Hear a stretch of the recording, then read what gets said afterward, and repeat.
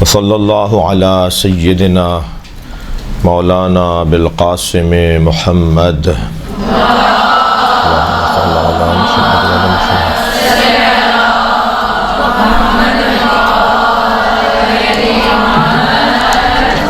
وآلہ الطیبین الطاہرین المعصومین ولعنۃ اللہ علی اعدائہم اجمعین اما بعد قال الحکیم فی قرآن الکریم بسم اللہ الرحمن الرحیم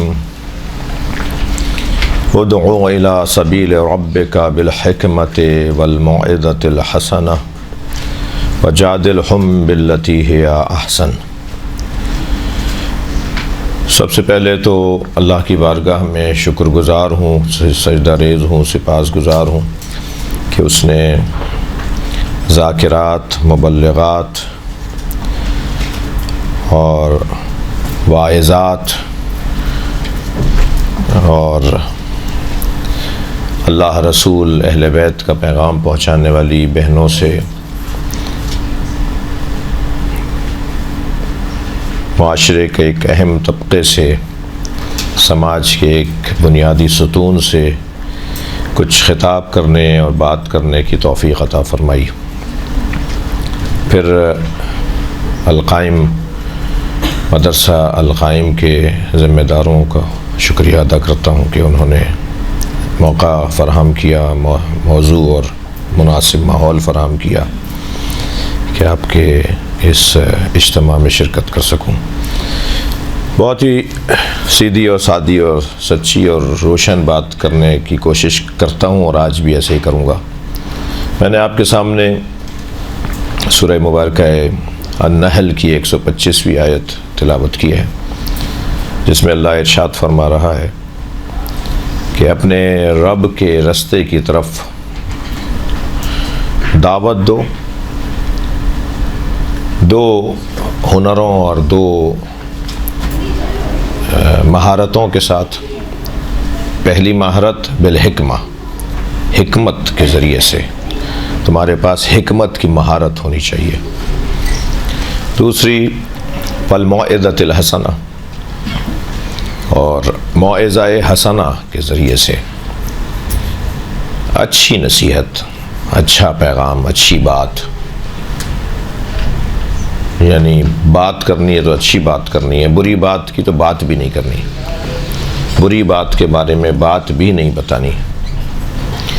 وجادلہم باللتی ہی احسن، اور ان کے ساتھ جدال کرو مگر جدال احسن ہو، احسن جدال ہو، تکرار اگر ہو رہی ہو، مباحثہ بلکہ مناظرہ اگر ہو رہا ہو تو اس کا جو انداز ہے، طریقہ ہے، وہ بہت زیادہ بہتر ہونا چاہیے۔ یہ پیغام، یہ حکم اللہ کا نبی مکرم کے لیے ہے۔ یہ آیت نبی پر نازل ہوئی ہے، یہ قرآن نبی پر نازل ہوا ہے، یہ آیت بھی نبی کو ہی حکم، یہ ادعو جو فعل امر ہے یہ نبی سے اللہ بات کر رہا ہے کہ آپ کو ایسا کرنا ہے، آپ کو لوگوں کو دعوت دینی ہے اللہ کے رستے کی طرف۔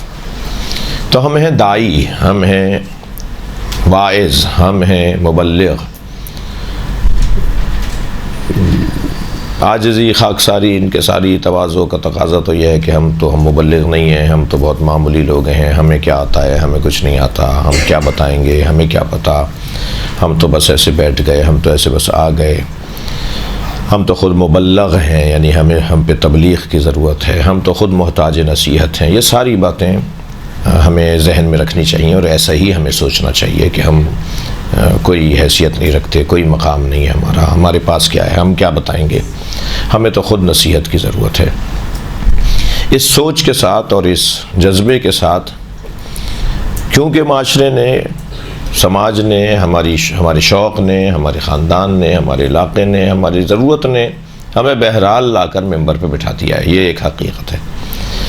اب حادثتاً بیٹھے ہوں، تصادفاً بیٹھے ہوں، کوئی ہم نے خود سے کوئی ہنر نہ کیا ہو، بس ایسا ہو گیا، چھوٹے تھے کبھی ربائی پڑھوا دی گئی، حوصلہ ملا، پھر دوبارہ کبھی اچھا پڑھتے ہو دوبارہ پڑھو، پھر دوبارہ پڑھ لی، پھر ایک اور حوصلہ افزائی ہوئی تو پھر شوق سے بڑھنے لگا، اور پھر بہرحال پھر کسی مدرسے میں بھی تھوڑا بہت پڑھ لیا، اور پھر زبان چلنے لگ گئی تو ماشاءاللہ خطیب بھی ہو گئے، ذاکرہ بھی ہو گئے، ذاکر بھی ہو گئے، اور لوگوں نے پسند بھی کرنا شروع کیا تو جو ہے وہ احترام بھی بڑھ گیا اور عزت بھی ملنے لگی اور شہرت بھی ہو گئی اور پھر شخصیات بھی ملنے لگی، تو معلوم ہوا کہ ہم اپنے آپ کو کچھ سمجھنے لگ جائیں۔ وہ ہمیں اپنے آپ کو کنٹرول کرنے کا ہمیں ایک علیحدہ سے پورے دن میں خاص طور پہ جو نماز کے اوقات ہیں یہ ہمیں کنٹرول کرنے کے اوقات ہیں۔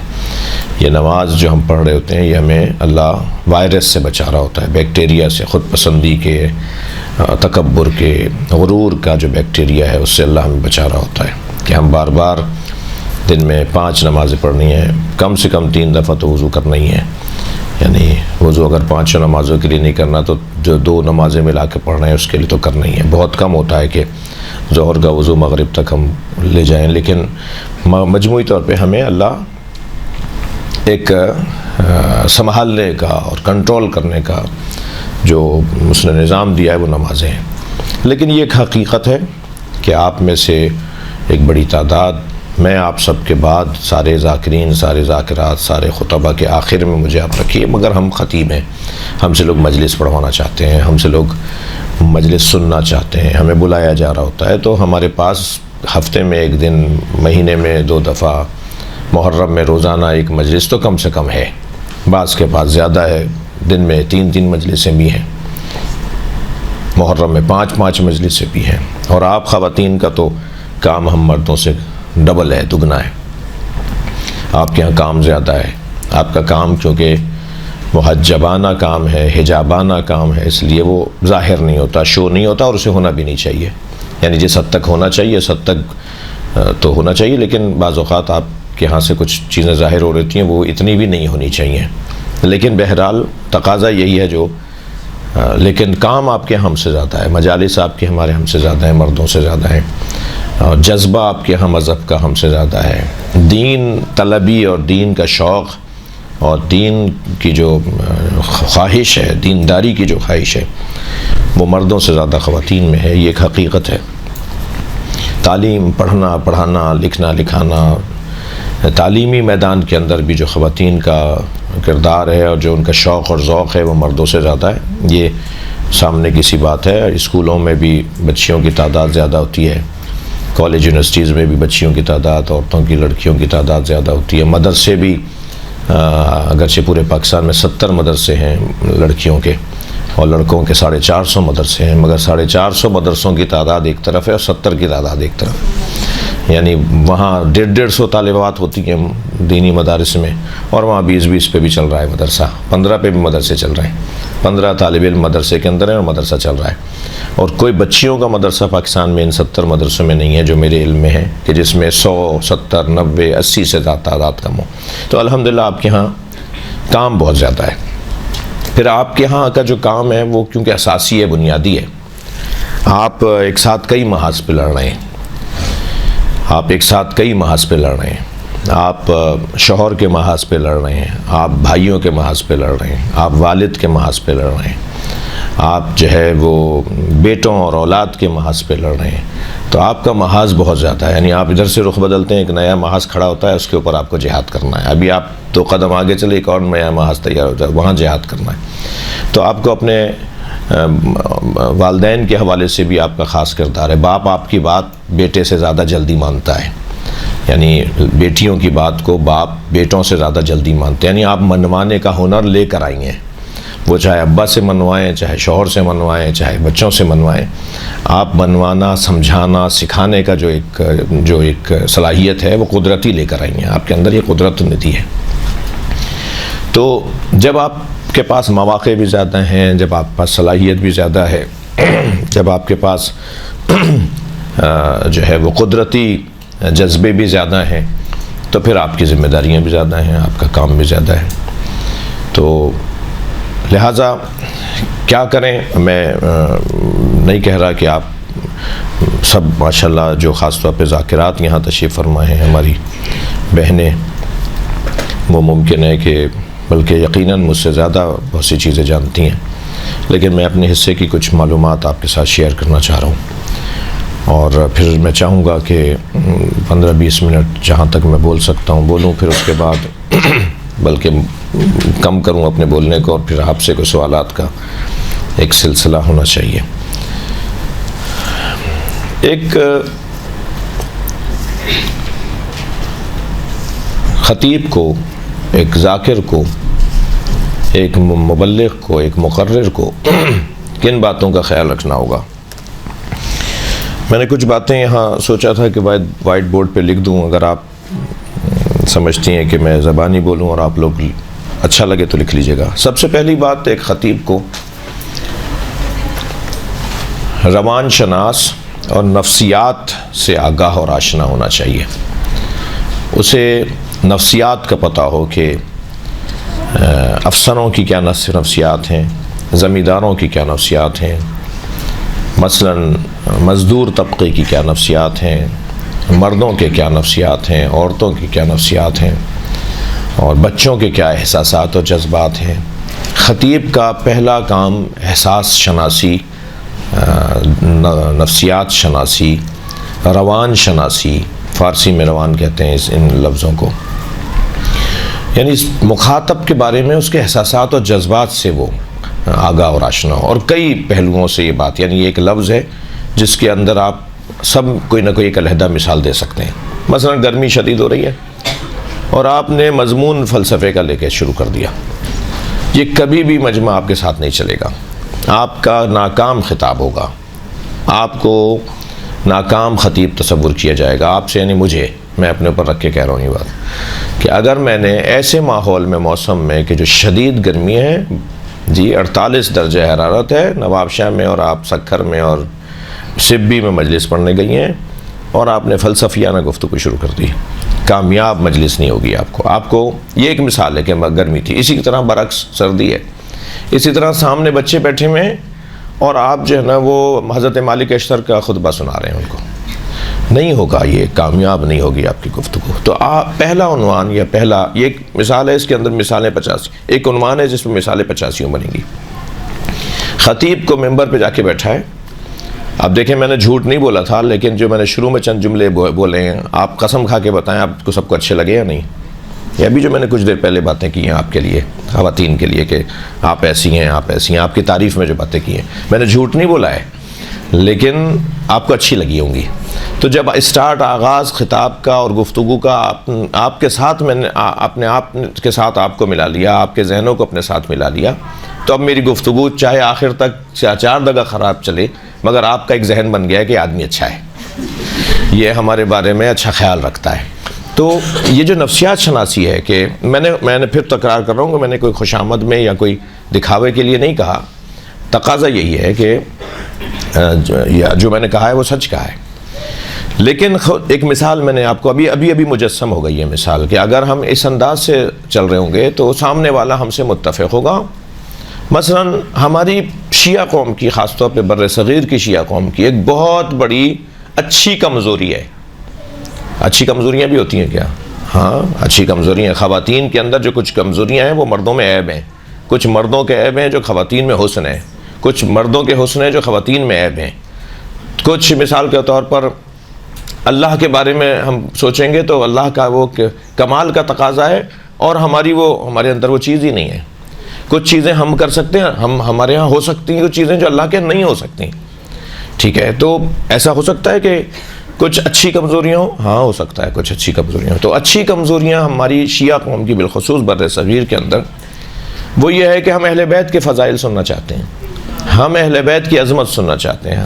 شیعہ قوم ایک مرتبہ چارج ہو جاتی ہے، ایک مرتبہ تازہ دم ہو جاتی ہے، ایک مرتبہ اس کے روح اور جان کی سروس ہو جاتی ہے، وہ ایک مرتبہ جوان ہونے لگتی ہے شیعہ قوم جب اس کے سامنے مولا علی کے فضائل پڑے جائیں۔ تو یہ ایک کمزوری ہے۔ اللہم صلی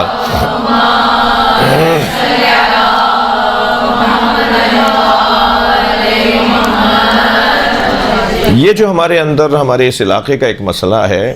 اچھا، پھر یہ صرف شیعہ قوم کی نہیں، میں حقیقت بات کروں، 70-80% اہل سنت کا بھی یہی خواہش ہوتی ہے کہ بات ہو تو پھر اہل بیت کی بات ہو، مولا علی کی بات ہو، سیدہ کی بات ہو، ائمہ اہل بیت کی بات ہو۔ تو جب 100% شیعہ، 70% اہل سنت، 30% میں نے اہل سنت کو اس لیے علیحدہ کیا کہ ان کے اندر کچھ ناسبی لوگ ہیں، کچھ لوگ ہیں کہ جو اہل بیت کے فضائل کو پڑھنے سے سمجھتے ہیں کہ شیعہ مضبوط ہو جائے گا.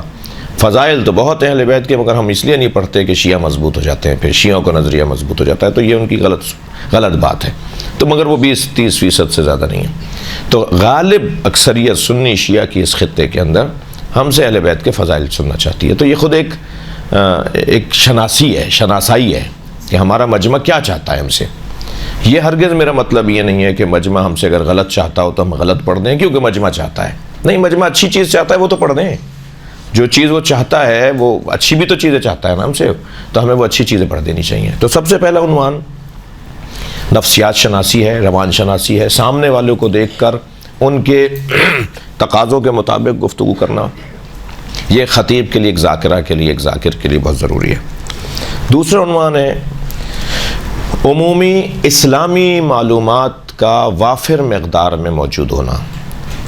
اسلامی عمومی معلومات، مثلاً وہ پوچھ رہا ہے کہ جی حضرت عیسیٰ علیہ السلام کی والدہ کا نام کیا تھا، تو کیا اگر ایک ذاکر کو اتنا ہی نہیں پتا ہو کہ مثلاً حضرت مریم کی بات ہو رہی ہے. عمومی معلومات، قرآنی معلومات، اسلامی معلومات، صلح حدیبیہ میں کیا کیا شقیں لکھی گئی تھیں، کیا شرائط تھیں، اگر ایک ذاکرہ کو نہیں پتا، ایک ذاکر کو نہیں پتا، یہ کمزوری ہے اس کی. مثلاً امام حسین علیہ السلام نے کربلا میں جب آپ آئے تو کون سی تاریخ تھی، اور مثلاً فرض کیجئے حضرت جون کس کے غلام تھے، مثلاً کربلا سے متعلق، نبی مکرم کی سیرت سے متعلق، مولا علی سے متعلق موٹی موٹی باتیں، سیدہ سے متعلق بہت روشن باتیں. تو جو عمومی اسلامی معلومات ہیں ان کا وافر مقدار میں ہونا ضروری ہے. وہ کیسے حاصل ہوگی، کیا کریں کہ وہ چیزیں ہمیں حاصل ہوں، اور وہ ضروری ہیں. یعنی بہت بری بات ہوگی کہ ایک ذاکر، ایک ذاکرہ جس کو بہت ہی مشہور باتیں بھی نہیں پتہ، اسلامی تعلیمات، اسلامی ہسٹری، اسلامیات سے متعلق،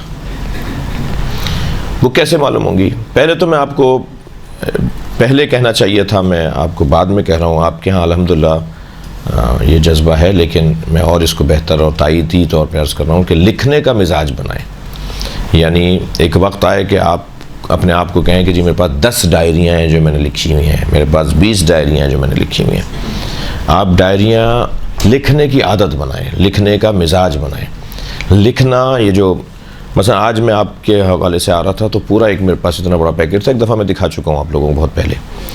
تو اتنا بڑا میرے پاس پیکٹ تھا خطباء و ذاکرین و علماء و شخصیات کے بارے میں جو میرے خطابات ہیں، ان میں سے 6-7 نکال لیے میں نے جو مجھے اس وقت لگے کہ یہ یہاں کہنے کے ہیں. ٹھیک ہے، یہ سب میری پرانی تیاری ہے. کچھ پرانی تیاری میں 2-3 لائنیں ہمیشہ نئے بڑھاتا ہوں میں، یعنی اس میں اور اضافہ ہوتا ہے، اور اضافہ ہوتا رہتا ہے.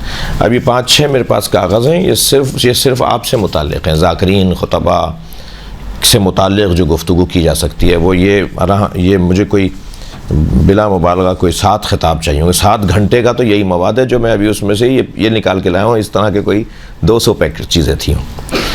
تعریف نہیں کر رہا، بات یہ کر رہا ہوں کہ یہ کیوں ہو گیا ایسا، اس لیے کہ لکھتے رہے، جمع کرتے رہے، جو لکھا اسے گم نہیں ہونے دیا، اسے کہیں ڈال دیا، اسے کسی پیکٹ میں ڈال دیا. ایک وقت آیا کہ ایک بڑی چیز تیار ہو گئی. اب اگر فرض کریں کبھی کوئی ہم سے کہے کتاب لکھ ڈالیے خطباء و ذاکرین کے لیے، تو اسی پیکٹ سے میں پوری کتاب لکھ سکتا ہوں. پوری کتاب ذاکرین کے لیے ہو جائے گی کہ بھئی کیسا خطیب ہونا چاہیے، واعظ کو کیسا ہونا چاہیے، مبلغ کو کیسا ہونا.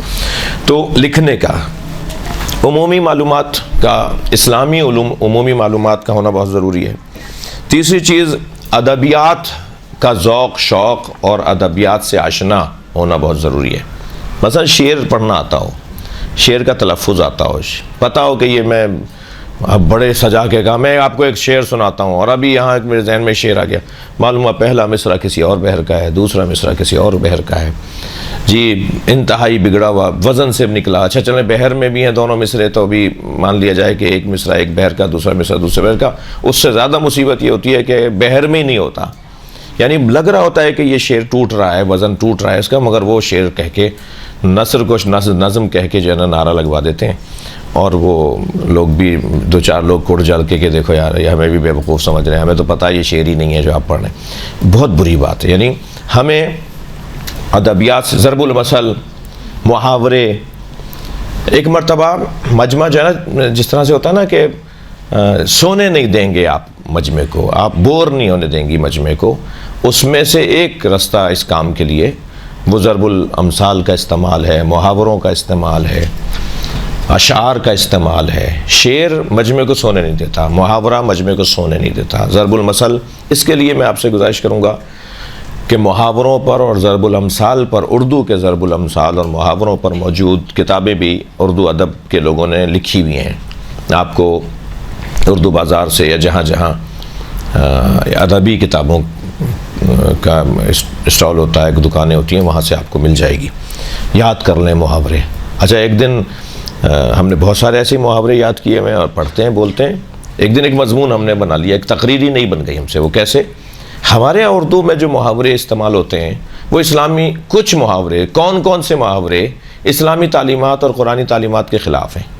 وہ میں نے 8-10 محاورے نکال لیے، اس پہ پوری تقریر کر ڈال دی کہ صاحب یہ اردو کا محاورہ ضرور ہے مگر قرآن کا محاورہ نہیں ہے. یہ ہمارے بڑی بوڑھیوں نے، ہماری گاگاؤں نے، بواؤں نے ہم نے ان سے ضرور سنا ہے.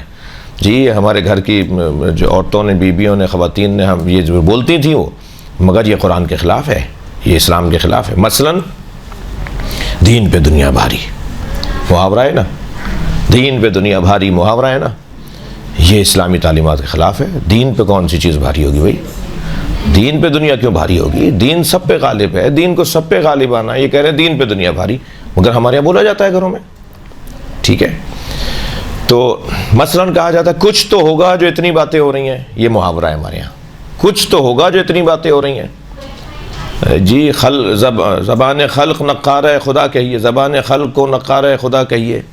مثلا یہ کتنا ہمارے یہاں مشہور ہے یہ جو محاورہ ضرب المثل، مگر یہ اسلامی تعلیمات کے خلاف ہے.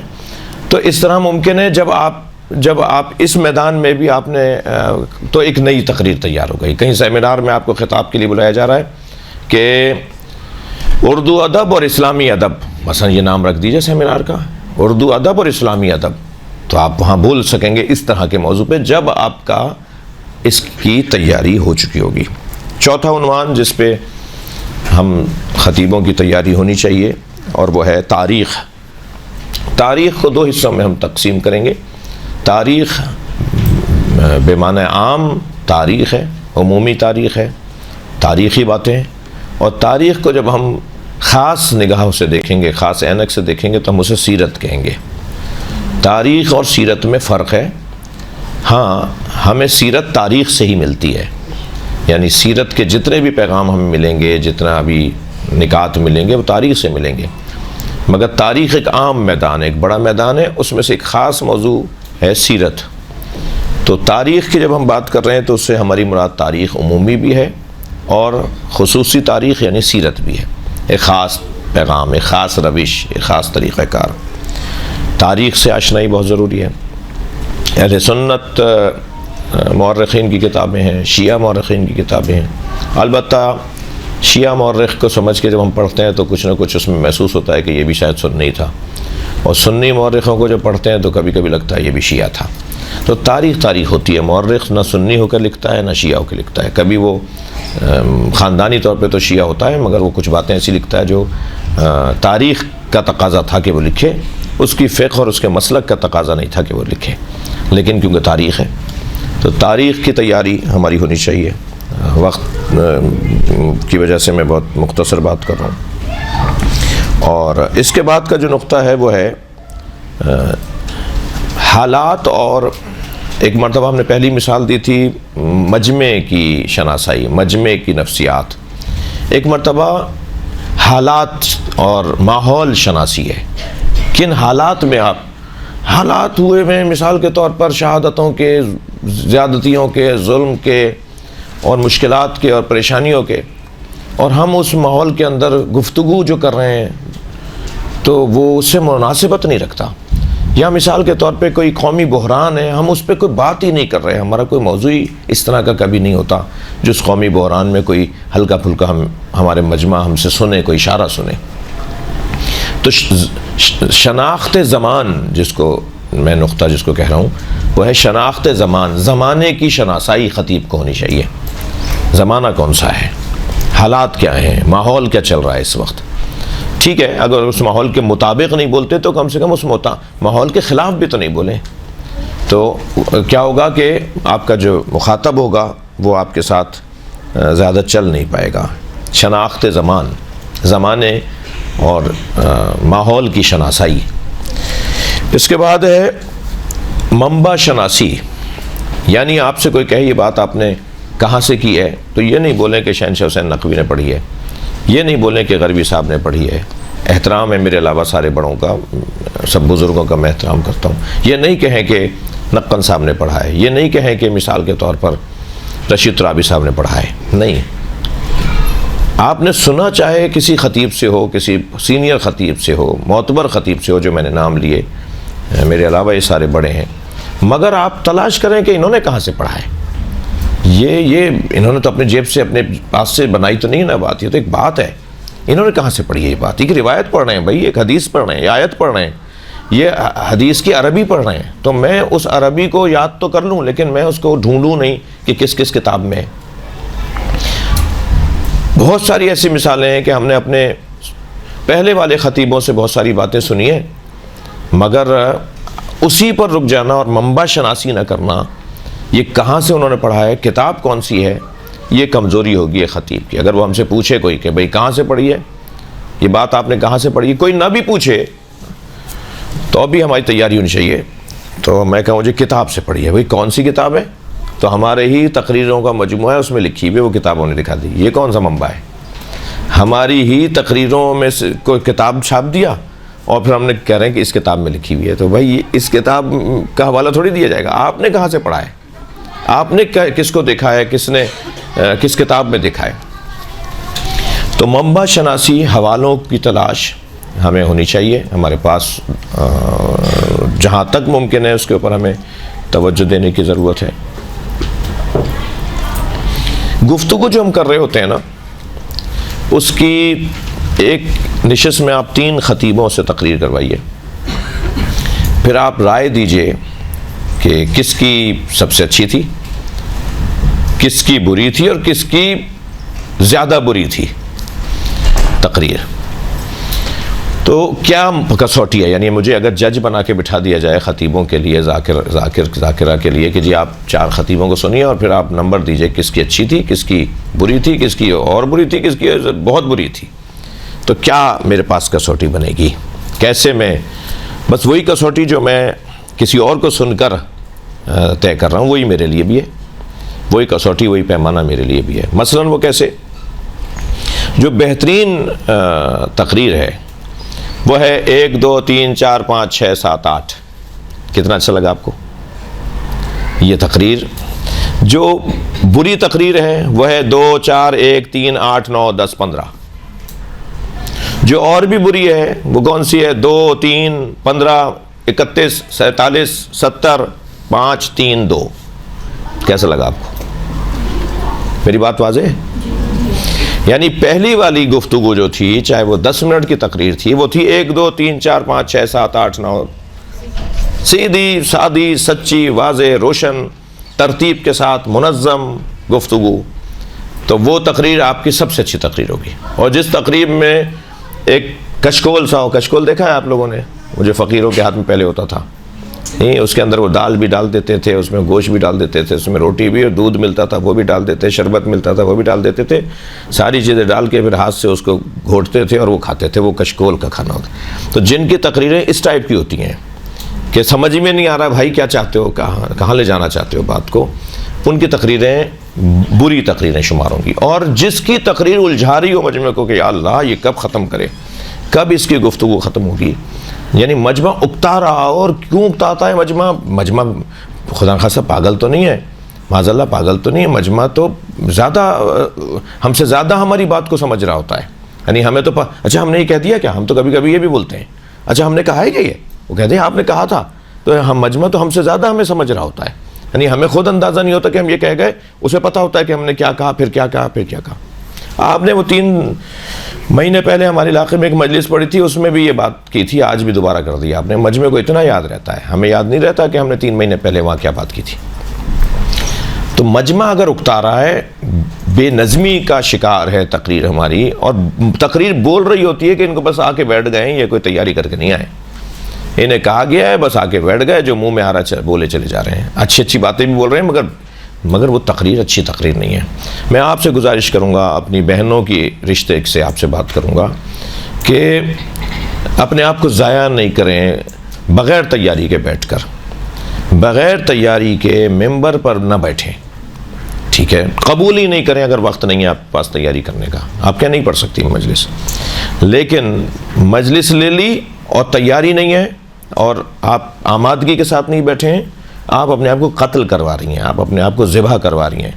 آپ کا تصور، آپ کا خیال، آپ معاشرے کے لیے مفید تر ہونا چاہیے، آپ ریورس میں جا رہی ہوں گی، آپ یو ٹرن لے رہی ہوں گی، آپ واپس جا رہی ہوں گی، آپ اپنی حیثیت سے، اپنے نافذ الکلمہ جو آپ کی بات کو کوئی سنے اور آپ کی بات کا اثر لے، اس میں آپ خلل ڈال رہی ہوں گی۔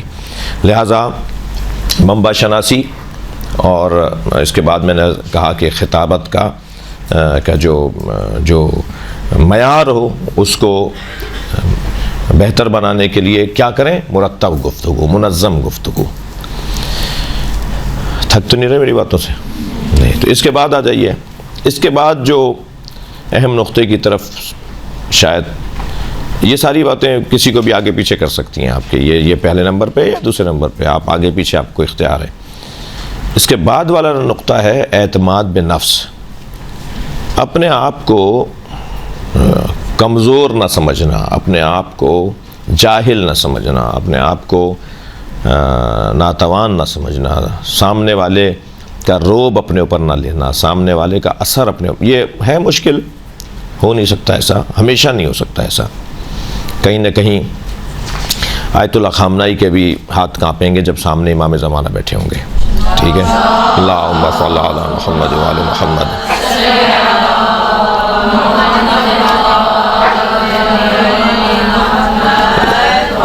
امام خمینی رحمۃ اللہ علیہ بھی جب سامنے مولا علی اور نبی مکرم کھڑے ہوں گے تو وہ بھی بیٹھنے کی جرت نہیں کریں گے۔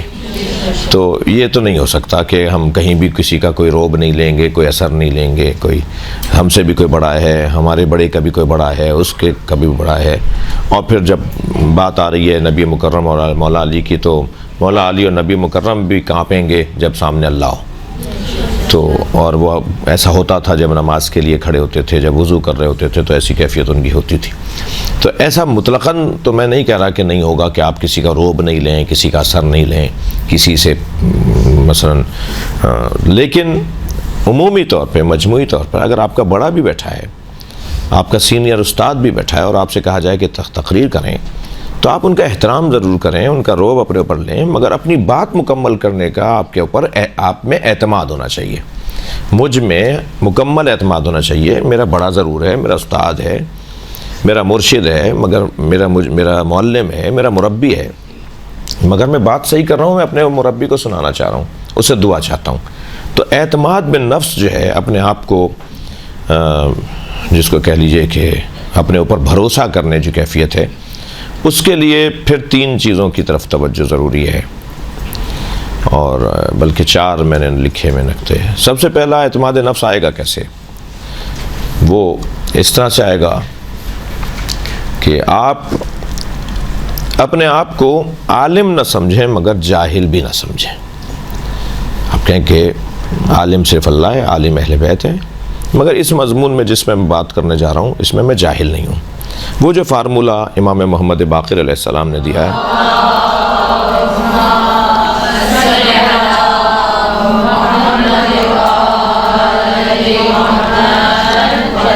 جب کسی نے حضرت سے پوچھا کہ آپ عالم ہیں تو حضرت نے فرمایا میں جاہل نہیں ہوں۔ یہ نہیں فرمایا جبکہ وہ کہہ سکتے تھے کہ میں عالم ہوں۔ نحن العلماء و شیعتنا متعلمون، ہم اہل بیت عالم ہیں، ہمارے شیعہ شاگرد ہیں۔ تو وہ عالم ہیں، مگر اس کے باوجود بھی امام باقر نے نہیں فرمایا کہ میں عالم، فرمایا میں جاہل نہیں ہوں۔ تو ہمیں اپنے آپ کو سمجھانا ہوگا کہ نہیں، ہم جاہل نہیں ہیں، ٹھیک ہے وہ عالم ہے مگر ہم جاہل نہیں ہیں۔ اس سے اعتماد بڑھتا ہے۔ دوسرا کس چیز سے اعتماد بڑھتا ہے؟ خطابت کی جو توانائی ہے، صلاحیت ہے، بولنے کی جو صلاحیت ہے، خطیب اچھا پہلے تھوڑا سا یہ بھی ایک ضمناً لے لیجئے کہ خطیب کہتے کیسے ہیں، یعنی تبلیغ کا اور خطیب کا مطلب کیا ہے؟ تبلیغ بے معنی ایصال خبر الی المخاطبین، یا میں اس کو اگر زیادہ اور صحیح سے آسان کروں بچیوں کے لیے، کہ بات کو سامنے والے کے ذہن میں اتار دینا تبلیغ ہے، بلاغت پہنچانا اور کسی چیز کو منتقل کرنے کو تبلیغ کہا جاتا ہے۔ خطیب فعیل کے وزن کا لفظ ہے، قتیل، فعیل، ضریب، بہت زیادہ مارنے والے کو ضریب کہا جاتا ہے، بہت زیادہ بے دردی سے جسے مارا جائے اسے قتیل کہا جاتا ہے، ٹھیک ہے۔ اسی طرح خطیب جو بہت بولتا ہو، جو بہت زیادہ خطاب کرتا ہو، خطیب یعنی جس کا کام ہی خطاب کرنا ہو۔ تو ہم اپنی بات اگر سامنے والے کے ذہن میں نہیں اتار پائے تو ہم خطیب نہیں ہیں، اگر ہم منتقل نہیں کر پائے تو ہم واعظ نہیں ہیں، ہم مبلغ نہیں ہیں۔ تو توانائی خطابت کی، بولنا آتا ہو، بات کر سکیں، الفاظ کا ذخیرہ ہو، اعتماد بالنفس کو بڑھانے کے لیے۔ تیسری چیز ہے خطیب جب بھی ممبر پہ بیٹھے تھکا ماندہ، بلڈ پریشر ہائی، بخار ہو رہا ہے، زکام بلا کا ہے، سر میں کمر میں درد ہے، اور وہ ممبر پہ آ کے بیٹھ گیا، اچھی مجلس نہیں پڑھ پائے گا، ٹھیک ہے۔ خاص مثالوں کو نہیں لائیے گا ذہن میں کہ جی ان کی تو کبھی ہمیں کیا وہ بیمار نہیں ہوتے، کیا بھی انہیں زکام کھانسی نزلہ نہیں ہوتا، وہ تو کبھی ہلکی مجلس نہیں پڑھتے، وہ ایک علیحدہ بات ہے۔ لیکن مجھے جب مجلس پڑھنے کے لیے میں جاؤں تو جیسے میدان میں ایک مجاہد اترتا ہے نا، تیاری کے ساتھ، زرہ ورہ کسے گا، تلوار حمائل کرے گا، خود لگائے گا، اپنے جوتے ہوتے تسمے باندھے گا، پھر گھوڑے پر بیٹھے گا، گھوڑے کی زین کو کسے گا، بالکل تیاری کے ساتھ، جیسے میدان میں کوئی مجاہد اتر رہا ہو، ایسے ہی ممبر پہ جانے کے لیے ایک اعتماد کے ساتھ، ایک تیاری کے ساتھ، اور ایک فارسی میں کہتے ہیں روحیے کے ساتھ، یعنی ایک خاص جذبے کے ساتھ وہ میدان کے اندر اترے اور ممبر کی طرف جائے۔ اعتماد بالنفس بڑھانے کے لیے ایک اور چیز کی طرف بھی توجہ ہو، اور وہ ہے میں اپنے آپ سے یہ کہہ کر میدان میں جاؤں، ممبر پہ جاؤں، مجلس میں جاؤں کہ مجھ سے اگر کوئی پوچھے گا تو میرے پاس جواب ہے، اپنے آپ کو سمجھا کے جاؤں میرے پاس جواب ہے۔ اب یہ تو پتہ ہی نہیں وہ پوچھے گا کیا، تو کیا جواب ہے بھائی تمہارے پاس؟ یعنی آپ اپنے آپ کو کہہ کے جا رہے ہیں کہ مجھ سے اگر کوئی پوچھے گا تو میرے پاس اس کا جواب ہے، تو آپ کو کیا پتا وہ کیا پوچھے گا وہ؟ لیکن جب آپ جا رہے ہو تو اس جذبے کے ساتھ جائیں گے میرے پاس جواب ہے، میں جواب دوں گا، میں کمزور نہیں ہوں۔ تو آپ کو کبھی اگر ایسا ہوا نا کہ اس نے ایسا سوال کر لیا جو آپ کے وہم و گمان میں نہیں تھا، تو آپ دیکھیں گے کہ آپ بہترین جواب دے کر آئیں گے۔ وہ جو آپ نے اپنے آپ کو تیار کر لیا تھا وہ آپ کے ذہن کی تازگی کا سبب بنا، وہ آپ کا اللہ پہ توکل کا سبب بنا، اور اس موقع پر آپ کے ذہن میں ایسا جواب آیا کہ آپ نے اس کو لاجواب کر دیا اور وہ مطمئن ہو کے چلا گیا۔ تو اپنے آپ کو سمجھانا کہ میں کمزور نہیں ہوں، میں اچھی مجلس پڑھ سکتا ہوں، میں بہترین خطابت کر سکتا ہوں۔ یہ اس کے بعد بھی 2 سے 3 نکات اور بھی ہیں۔ اس کے بعد لے لیجئے، یعنی اپنے آپ کو یہ سمجھنا کہ میں جواب دے سکتا ہوں، ذمہ داری قبول کرنا، ذمہ داری کو محسوس کرنا۔ اس کے بعد یہ ہے اعتماد بالنفس کے 4 نکات۔ اس کے بعد کا نقطہ ہے سننے والے کے ساتھ خطیب کا تعلق ہونا چاہیے۔ اب آپ اس وقت میں آپ سے بات کر رہا ہوں نا، تو اپنی بہنوں کو میں دیکھ بھی رہا ہوں، آپ سب حجاب میں ہیں، اس لیے آپ کو کوئی ٹینشن نہیں ہے۔ میں مکمل کوشش ہے کہ کسی طرح اصلی مضمون پر ہی رہوں، اصلی ذہن پہ ہی رہوں، جو سوچ کر آیا ہوں وہی سوچتا رہوں، مجھے کوئی ٹینشن نہیں ہے۔ مگر آپ ہی سے بھی پوچھ لیتا ہوں کہ بعض میرے قبیلے کے لوگ آتے ہوں گے، وہ یہاں یوں نیچے کر کے بات کرتے ہوں گے، یا یوں دیکھ کر آپ سے بات کرتے ہوں گے۔ یعنی خواتین سے اگر کوئی مرد خطاب کرنے آیا ہے تو 50% میں احتیاط کر رہا ہوں، 50% جب میری جگہ پہ بیٹھتے ہوں گے نا خطیب آ کے، ڈیلی والے مدرسین کی بات نہیں کر رہا، وہ تو آپ کے بھائی ہیں، باپ ہیں آپ کے، لیکن جو کبھی کبھی ہماری طرح آتے ہیں نا، وہ یہاں یوں دیکھ کے آپ سے باتیں کریں گے کہ کسی عورت کے چہرے پہ ٹھکانے پڑ جائے. ارے بھائی اس کے تم نے اپنی گفتگو قتل کر دی اس چکر میں. وہ لے نہیں پائی آپ سے بات, جو اصلی مطلب تھا, مقصد تھا آپ کا یہاں آنے کا, وہ پورا نہیں ہو پایا. وہ جس چیز خوف سے آپ یہ کام کر رہے ہیں اس کو کنٹرول کرنے کا اور بھی طریقہ ہے, اور بھی رستہ ہے اسے کنٹرول کرنے کا. یہ کیا بات ہوئی کہ آپ یہاں خطاب کرنے آئے, مخاطب سے آپ کا کوئی تعلق ہی نہیں ہے.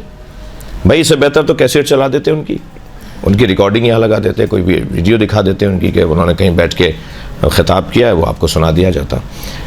مجمع سے اگر خطیب کا تعلق نہیں ہے, سامنے ہی بیٹھی ہوئی ہے خاتون سوٹر بن رہی ہیں اور آپ پوری تقریر کر کے آ گئی وہاں پر, جی مثال ہے, یا مثال کے طور پہ کوئی وہاں پر خاتون بیٹھی ہوئی جو ہے نا, وہ اپنا کوئی گھر کا کام لائی ہوئی ہے اور مجلس میں بیٹھی ہوئی ہیں, ان کو وہ آپ کے ساتھ ہے ہی نہیں.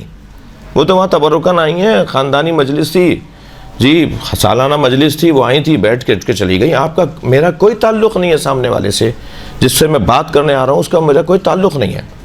جب آپ مجمع یعنی بیٹھے ممبر پہ ہوں گے مجمع میں, یعنی کیسے کریں یہ, کیسے ہوگا یہ, آپ بیٹھے ہوئے ممبر پر ہیں, کرسی پر ہیں, مگر ہیں آپ مجمع میں, تو آپ کسی کو سر کھجانے کا بھی ٹائم نہیں دیں گے. اتنا ان کے ساتھ آپ کا تعلق ہو جائے گا کہ ان کو کچھ اور کام یاد ہی نہیں آئے گا سوائے اس کے کہ آپ کی بات کو سنیں. ابھی آپ بات کر رہے تھے آپ کے کسی اچھے نقطے پر, اچھے پیغام پر, اچھی بات کے اوپر, ایک محترم مثلا کوئی سامعین میں سے کھڑا ہو گیا, اس نے ایک ربائی پڑھنا شروع کر دی. اب اس کی ربائی آپ کے مضمون سے متعلق ہی نہیں ہے, ٹھیک ہے, تو اس کے احترام میں, کیونکہ مومن ہے, قلب مومن کو توڑنا کعبے کو توڑنے کے مترادف ہے, اسے پڑھنے دیجئے. مگر ابھی اس پورے مجمع کی تربیت بھی تو کرنی ہے, اس کو بھی تو سمجھانا ہے کہ بھائی بات ہم کر رہے تھے ہندوستان کی, تم لے بیٹھے امریکہ کا قصہ, وہاں سے وہاں کا کوئی تعلق ہی نہیں ہے بات کا. تو آپ کو ربائی بھی پڑھنی تھی تو میرے کلام سے متعلق یا مضمون سے متعلق پڑھتے تو بات تو جڑتی, مگر آپ کو تو کیونکہ اپنے آپ کو شو کرنا تھا کہ آپ کو ربائی آتی ہے, تو اس کو وہاں سمجھانا بھی ہے کہ آپ نے جو پڑھا ماشاءاللہ, مگر میرے مضمون سے متعلق نہیں تھا یہ, تاکہ مجمع کو بھی پیغام جائے کہ آئندہ کوئی ایسی ہمت کرے تو پھر صحیح ہمت کرے, وہ یہ والا کام نہیں کرے.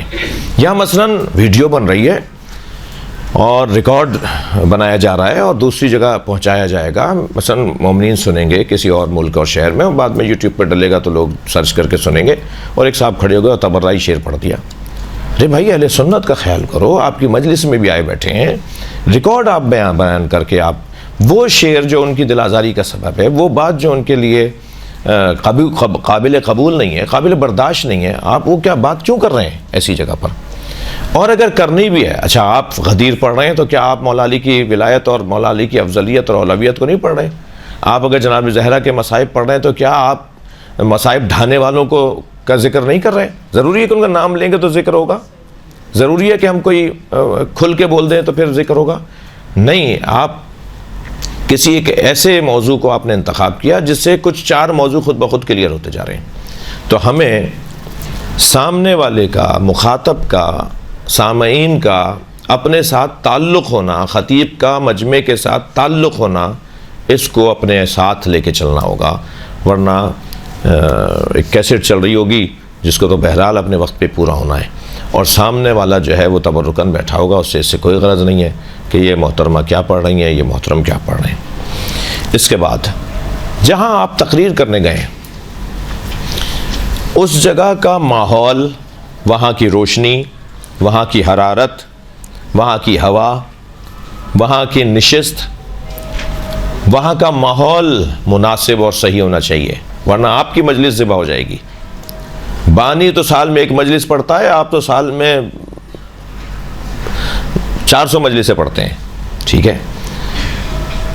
مثلاً اب میرے ساتھ کیا ہوتا ہے, جب میں وہاں جا کے بیٹھا ہوں تو یہ جو مائک ہے نا, یہ جب ترنم والے لوگ پڑھتے ہیں, یعنی گلے والے لوگ پڑھتے ہیں, سوز, سلام, منقبت, قصیدہ, نوحہ, ممبر کا سلام, تو ان کو اس کے اندر ایکو کی ضرورت ہوتی ہے.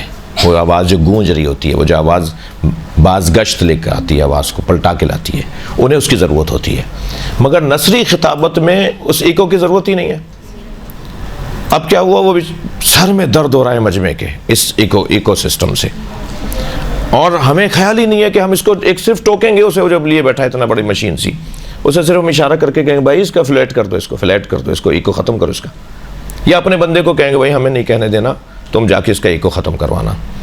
کیونکہ یہ بات تو بہت چھوٹی سی ہے, اسے بیچارے کو پتہ ہی نہیں ہے کہ مجھے یہیں کو بند کرنا ہے یا مجھے فلیٹ کرنا ہے مائک کو. میں ایک مثال دے رہا ہوں, آپ کے ہاں تو اچھا ہے مائک نہ ہو, کیونکہ جتنا آپ کے ہاں مائک بڑھتا جا رہا ہے اتنا مسائل بڑھتے جا رہے ہیں, اور آپ ہی کنٹرول کر سکتی ہیں. بانی کو تو کچھ نہیں پتا بیچارے کو, زیادہ تر کو. آپ ہی خواہش بھی کریں گی کہ ہمارے لیے مائک لگواؤ, اور آپ ہی کہیں گی کہ ہمارے لیے مائک نہیں لگواؤ. لیکن آپ کی جو مائک پر مجلسیں ہیں وہ ہمارے ہاں مسائل کو بڑھا رہی ہیں. وہاں ضرورت بھی ہے. اب اتنے بڑی کلاس میں ابھی مائک بند کر دیں تو مجھے چیخنا پڑے گا نفسیاتی طور پہ کہ وہ ہماری ہینڈ میں جو بہنیں بیٹھی ہیں ان تک میری آواز جائے, چاہے انہیں میری آواز آ رہی ہو, مگر میرا احساس کہے گا کہ ان تک آواز جائے.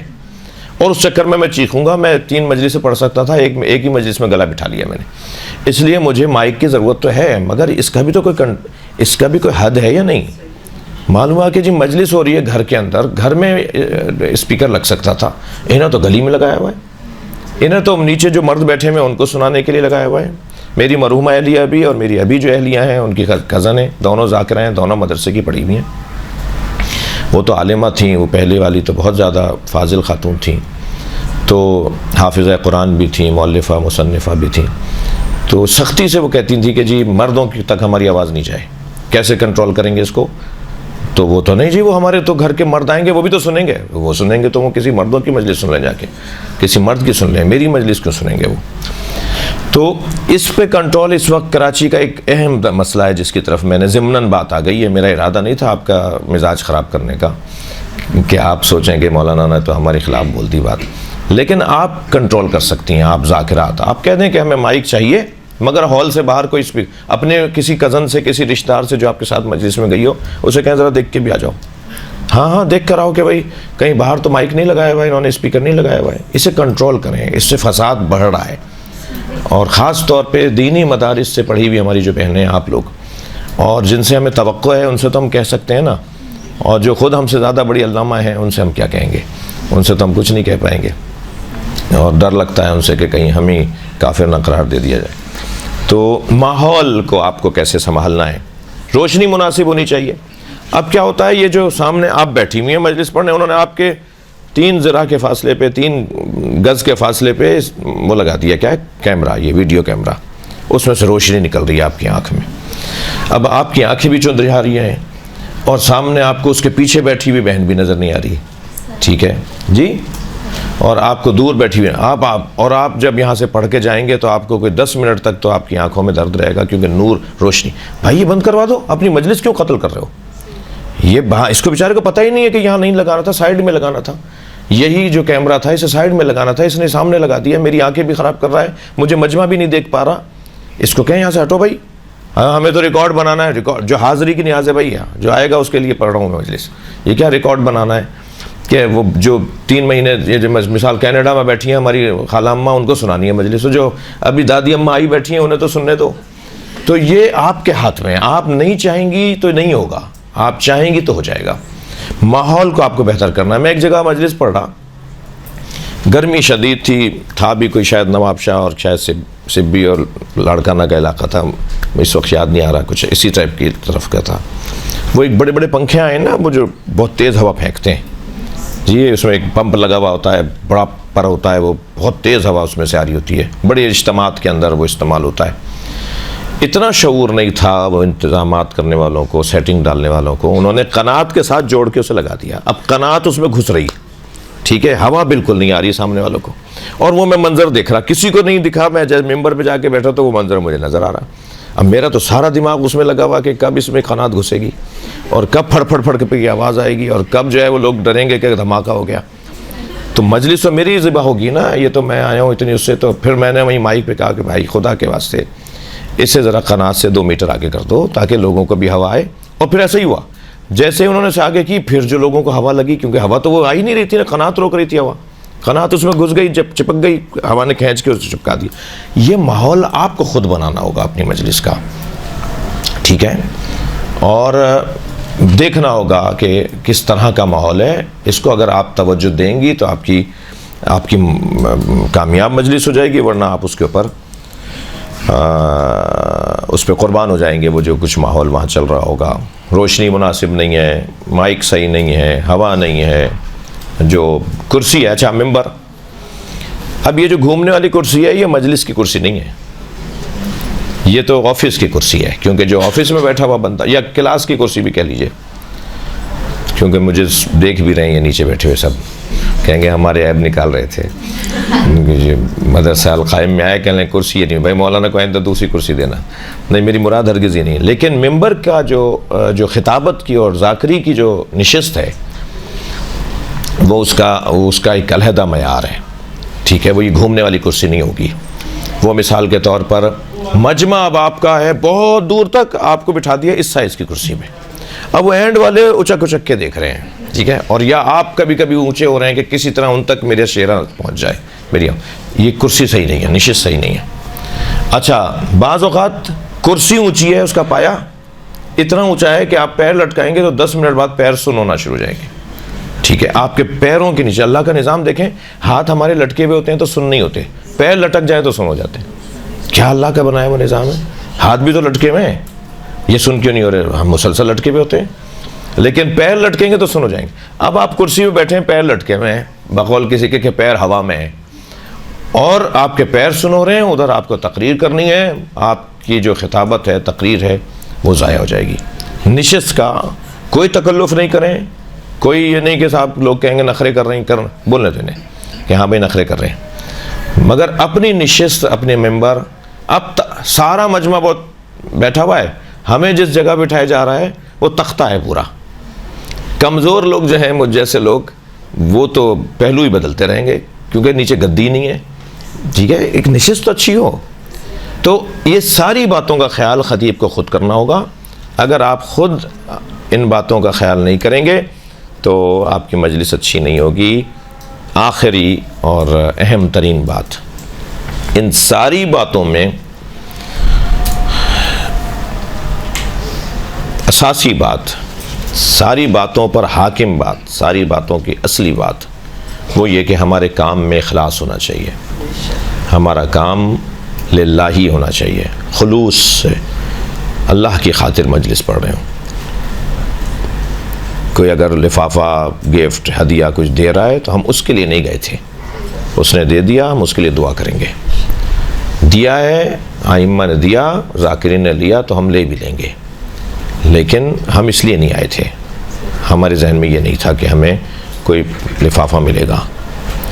میں جیسے آج صبح پہنچا ہوں، 5 دن کے بعد، 5 دن میں ہم نے کوئی 9 خطاب کیے مختلف شہروں میں، سیمیناروں سے ملاقاتیں، میٹنگز، دورے افتتاح اور سنگ بنیادیں اپنی جگہ، اور یہ ہر کچھ دیر بعد روزانہ ایک ہی کام ہے۔ جب مجھے کوئی 4 مجلسیں پڑھ کے 6 مجلسیں پڑھ کے میں گھر آتا ہوں تو وہ جو مجھے نیاز ملتی ہے، لفافہ ملتا ہے، وہ میں پہلا کام تو کرتا ہوں اس میں سے جو بھی ہوتا ہے نکال کے مکس کرتا ہوں انہیں، تاکہ پتہ ہی نہیں چلے کہ مثلاً عمران عباس صاحب نے کیا دیا، غفور صاحب نے کیا دیا، ستار صاحب نے کیا دیا، میرا ذہن ہی نہیں جائے کہ صاحب انہوں نے زیادہ دیا ہے تو وہ زیادہ معتبر ہیں، انہوں نے بہت کم دیے تو آئندہ ان کے نہیں جانا، یہ مثلاً یہ ذہن سے نکال دیں بات کو کہ ہم پیسے کی خاطر، دنیا کی خاطر نہیں پڑھ رہے۔ جتنا اسے لات ماریں گے، اس کا مزاج ہے یہ لپٹتی ہے پیروں سے، جتنا دنیا کو آپ لات ماریں گے اتنا ہی آپ سے چپٹے گی۔ یعنی کتنی اچھی سیاست ہے کہ آپ دنیا سے لا تعلق ہو جائیں اور دنیا ہی دنیا آپ کے پاس ہوگی، مگر ایک چیز کے ساتھ آپ کے ساتھ دنیا ہوگی، وہ ہے اطمینان قلب، آپ کا دل مطمئن ہے، آپ نے اس کی خاطر نہیں کیا تھا، اب یہ آ گئی ہے تو اللہ نے دنیا مومن کے لیے ہی بنائی ہے، تو مومن کو دنیا چھوڑنی بھی نہیں ہے۔ تو ساری باتوں پر، ساری ٹیکنیکی فنی باتوں پر جو حاکم بات ہے وہ ہے اخلاص، خلوص۔ اللہ ہمیں ان باتوں پہ عمل کی توفیق عطا فرمائے۔ 5-8 منٹ سوالات دے دیجئے۔